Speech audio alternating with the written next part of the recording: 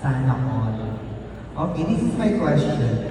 In a world where technology and social media greatly influence people, how can you use social media to inspire positive change instead of division or fake news? I repeat, in a world where technology and social media greatly influence people, how can you use social media to inspire positive change instead of division or fake news? Thank you so much for that very mind-boggling question, Chairman of the Board of Judges. Well, it is undeniable that we, Contesteras, we can serve as an inspiration for all the people that's watching tonight, live and online. Every single action plays a very vital role in every person's perspective on a specific topic.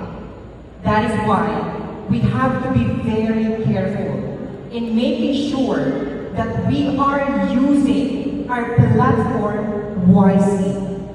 And yes, social media plays a very vital role in making sure that we are doing our purpose.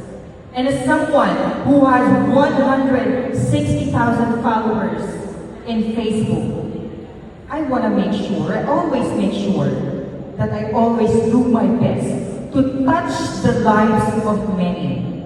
As cliche as it may sound, as what Pia Wurtzbach said, think before you click.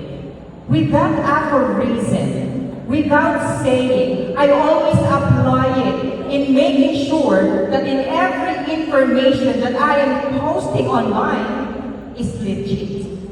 Double checking, fact checking is mere important factors in order for me to make sure that every single details that I'll be posting on my social media account is beneficial not just for me, but also to my followers.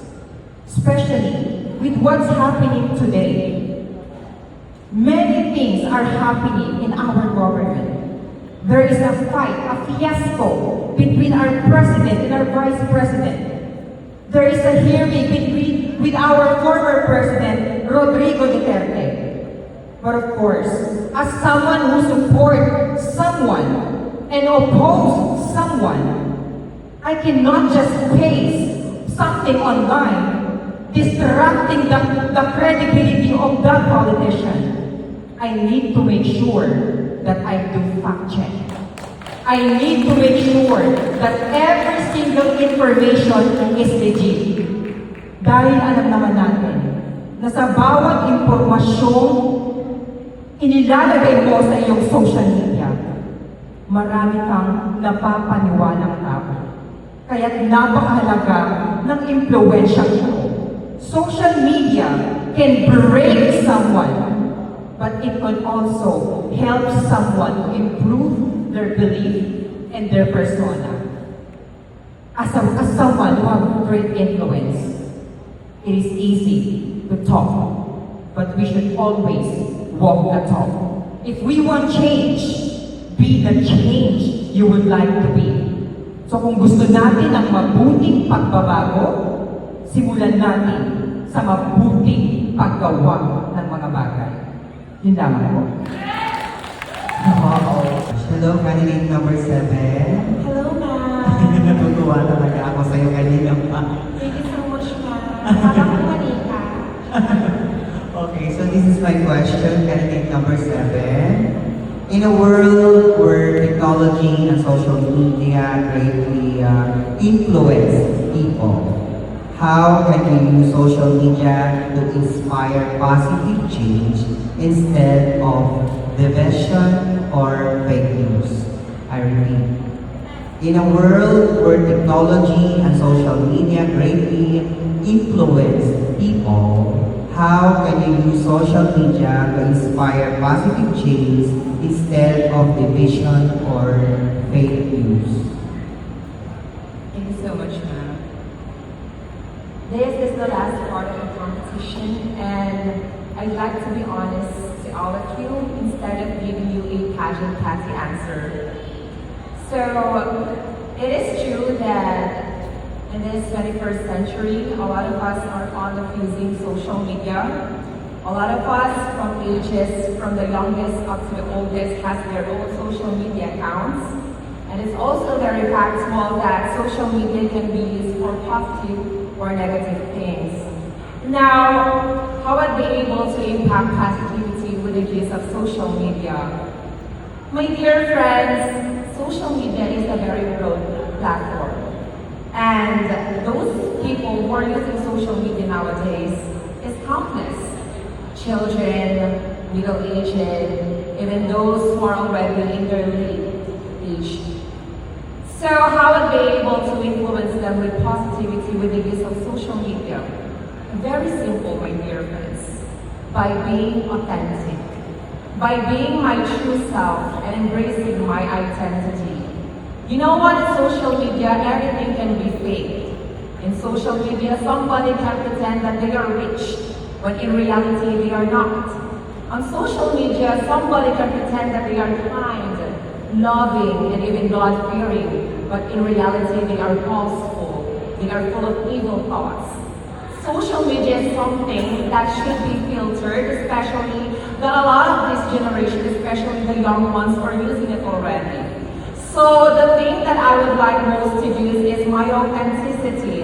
Because I am a transgender woman, and as we all know, that being part of the LGBTIQ community with a transgender, we are part of the minority, meaning to say that we are not totally accepted by the society, we are merely tolerated. And with that being said, I have a lot of experiences in social media which are negative. There are things that really blows up my mind because most people tend to humiliate us, discriminate us. Even after this competition, there are vloggers out there who would take videos of us. And tomorrow, I will never know if there will be positive or negative feedbacks from those viewers who are watching the competition right now. Because a lot of people say that as a transgender woman, we are just for entertainment. All of the things that we are showing right now really doesn't educate other people because showing too much skin really cannot educate others, especially the young generation. But what we are trying to imply is that it is us transgender women who is the big example of someone who is truly embracing themselves. Sa panahon po ngayon, mahirap magpakatotoo. Madalas sa social media, kung ano ang maganda lamang sa mata, yun lamang ang tinatanggap natin. Pero kapag ipinakita na natin kung sino talaga tayo at kung ano talaga tayo, minsan, tayo pa ay hindi ginugusto ng mga tao. And so my advice to each and everyone, since all of us has our own social media accounts, may it be Facebook, Twitter, X account, just be authentic. Just be yourself. There is no need to fake yourself. There is no need to fake your lifestyle. There is no need to fake your attitude. Because in the end, social media is just a facade. What really matters is how you are and who you are in real life. If you are a person who is a law-abiding citizen, if you are a person who is respectful, and you are a person who truly knows herself and is authentic and is ready to come out there and show who you truly are, that's what matters most. And I think that that's the most positive and truest thing that we can do and we can share to each and everyone. There is no need to fake it. You just have to be yourself and everyone can emulate it. Thank you so much, emulate. Hello, good morning. Good morning, Nana. Pagkakamalang ng babae pag nasa bibig ka niya. Okay, so this is my question, candidate number 8. In a world where technology and social media greatly influence people, how can you use social media to inspire positive change instead of division or fake news? I repeat, in a world where technology and social media greatly influence people, how can you use social media to inspire positive change instead of division or fake news? Thank you so much for that very challenging question. Ladies and gentlemen, being the last one to answer this common question might be very difficult because you might hear same thoughts and ideas regarding the question. However, allow me to still answer this question with all honesty because this is what you all deserve to hear from me tonight. As we all know that social media is one of the most influential platforms that we have in our society. In spite of the advantages and the benefits that it gives humanity, it could also be an avenue for fake news, misinformation, and even cyberbullying. However, as a social media manager, I use and I take advantage of our inclination by simply taking lead, being a good example when it comes to utilization of social media. I believe that social media is such a powerful thing. And I know if I am able to teach people of what we call digital literacy, they would be able to understand, they would be able to realize that social media is created to build people together, not to divide one another. Let us take in mind, my dear panel board of judges, that social media is created for us to utilize for good, not for bad. And after all, let us always keep in our mind that we always have to take in mind the values that we uphold before we choose to upload. Thank you very much. Wow, thank you so much. Good morning. Good morning po, madam. Ako yung kinakabahan magtanong dahil lahat kayo sa top 5 ay sobrang galing. So palakpakan ko natin sila sa top 5 ko. So this is my question. In a world where technology and social media greatly influence people, how can you use social media to improve, to inspire positive change instead of division or fake news? I repeat, in a world where technology and social media is greatly influence people, how can you use social media to inspire positive change instead of division or fake news? Wow. Thank you so much for the very, very wonderful question. You know what, ladies and gentlemen, in my generation, Gen Z, technology or social media is one of the very hot topic or one of the very useful things that we are using in our generation. In the end of the day, ang social media po ay may malakas na impact sa aming henerasyon dahil ang bawat kabataan, kahit matatanda, ay lahat na po tayo ay nakatutok sa social media. And as your queen, how can I do to eliminate division and fake news in social media? First, ang social media po ay ginagamit natin hindi upang turuan tayo ng social media kung paano ito gamitin. Dahil may malaking impact ang social media kung paano natin ito gagamitin. And first, as a beauty queen, as a content creator, for almost 230k followers in my platform, I will show in my social media a very true and very authentic news that we are facing right now. Why? Because we are facing a lot of fake news because of ourselves, because of our ignorance of each and every Filipinos. Dahil minsan, mas naniniwala tayo sa kung ano ang nakikita natin. Pero hindi natin ito nire-research at hindi natin inaalam kung ano ang katotohanan.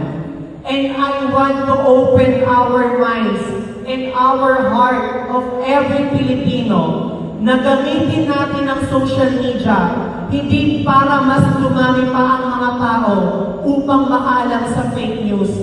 Gamitin natin ito sa mabuting pamamaraan kung paano natin i-educate ang bawat Pilipino at magsisimula yon sa ating mga sarili. Dahil hindi ko to kaya bilang isang tao. Pero kung tutulungan niyo ako, maghahawak-hawak kamay tayo kung paano tayo mag-voice out ng katotohanan na walang pinoprotektahan, walang kinikilingan, bagkus pawang katotohanan lamang. We need to start it in ourselves. Because remember, don't use social media to impress people. Use social media to inspire and to educate people. Lagi nating tatandaan, minsan mas nakakaapekto ang paglala ng paggamit natin sa social media dahil hindi natin ito alam gamitin. Pero huwag kang gagamit ng social media if you will use social media na para lang sa iyong sarili. And if my answer is will be open in my heart, na tulungan natin ang ating mga sarili kung paano natin ito gagamitin sa tama. And by sharing the truth and very authentic news, it will help each and every Filipino. Always remember, whenever I win or I lose tonight competition, I will never ever bend my understanding for what is right, what is correct, and what is truly acceptable. Good evening. Thank you so much. My question is to Kai. In a world where technology and social media greatly influence people, how can you use social media to inspire positive change instead of division or fake news? I repeat, in a world where technology and social media greatly influence people, how can you use social media to inspire positive change instead of division or fake news? Good morning, ladies and gentlemen. It is undeniable that for many years now, social media has been one of the greatest invention that the humanity has ever created in this world. And along with that, it dominated the humanity simply because social media is not just in a very stable manner. Every year, there are updates, there are transformation, and there are innovations when we speak about social media and technology. But let me remind everyone, the very reason why social media was invented is to connect the world, not to divide the humanity. Therefore, from that message alone, we should stand where the good of this social media is. It is undeniable that in every invention, there is the good and the bad. The good thing about social media is that it helps us so much in connecting with people. It helps us in disseminating information. It helps us in sharing positive news every day. When we open social media, that is one of the very important things that we see. But we are looking now on the darker side of social media. It is very emotional because I was a victim of social media bullying. Every time that the vloggers uploads my videos, whenever I step on the stage, vloggers uploads my Q&A portions. When you open the comment section, you'll see people, instead of appreciating, instead of celebrating, they are degrading you as a human being. And that really hurts me because I never used my social media to hurt anyone. I never used my social media to degrade somebody. And that reminds me the importance of using my platform. Ladies and gentlemen, standing in front of you has been joining different trans beauty pageants for 10 years already. And I have always been advocating for proper education for people because that is the problem with social media. It's so easy to access, it's so easy to use that people can simply create dummy accounts, people can simply create fake accounts, and they will use that account to hack people, to degrade people, and sometimes to scam people. And that's really scary. That is really alarming. And I think the government should step into this issue. The government should take actions in implementing use or laws that will limit the access of especially these young people in social media. Because remember, it is the government that should take responsibility, that should take accountability in making sure that the social media is being used properly and with precautions. Ladies and gentlemen, I think it is important for us to know that we are now in the 21st century. Ang dali-dali lamang kapag binubuksan natin ang social media, ang daling magbitaw ng masasakit na salita. Ang daling magbitaw ng mga salita upang yurakan at wasakin ang pagkatao ng mga nakikita natin. But then again, are we thinking? Are we using our hearts? Because if we are going to consider the feelings of other people, then we will be able to know that it's easy, but it should not be. Let us use our social media platforms in promoting good causes. Let us use our social media platforms in making sure that every day somebody is smiling because you've posted something that is beneficial for the world. Ladies and gentlemen, it is already painful to see that social media is very toxic. It is already dark. Now, let us begin by simply posting good news. Let us begin by simply posting positive messages. Because from that alone, we can make a change. Marahil iisa lang po ako, ngunit naniniwala ko na kung tutulungan ako ng mga mamamayan ng Santa Maria, na kung tutulungan ninyo ako na maghatid ng pagbabago sa ating bansa, naway makikita natin ang tunay nating misyon. And that is to make sure that within this small community, we can impact the Philippines. Ladies and gentlemen, I'm not gonna prolong my answer. I know that it is very relatable already. Alam na natin, and it's something that we can educate ourselves. And I believe that if the government is listening right now, they too can do more. They must do something. Because if not now, when? If it is not us, who? Tayo lang din ang didisiplina sa ating sarili. Tayo lang din ang gagawa ng tama para sa ikabuunlad ng ating bansa.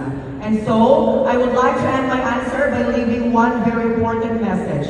Let us all use our social media platforms in making sure that there is a safe space into web, global, and into making sure that our life will be easier and our life will be safe, even in the internet access. Good evening. Together we